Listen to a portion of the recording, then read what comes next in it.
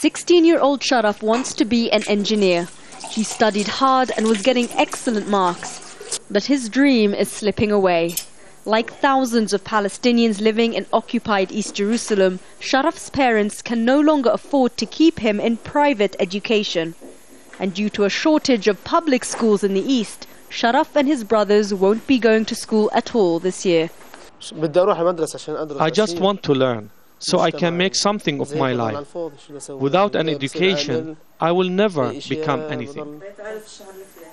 For months, Alaa and his wife have tried to get Sharaf and his younger brothers into local public schools. But they've been told they're on a long waiting list, despite the fact under Israeli law, all school-aged children are entitled to an education.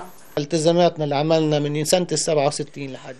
1967, we have paid all our taxes to the state like everyone else. So why aren't we entitled to send our children to school like everyone else? According to a report by the Association of Civil Rights in Israel, there's a huge discrepancy in the number of schools and quality of education in the Arab east part of Jerusalem, compared to the predominantly Jewish west of the city.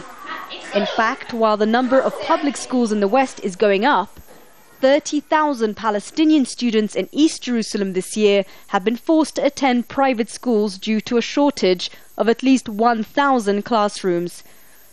Over 5,000 children will not be going to school at all this year. But it's not just the shortage of schools, but also the state of them that's a problem.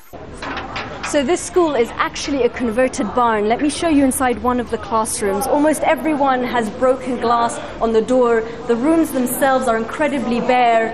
There's around 40 pupils per class. There's very little ventilation and no windows in here.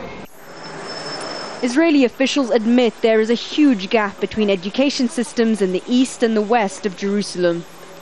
They put it down to bureaucratic reasons and the fact that within the municipality, few are lobbying on behalf of Palestinian residents.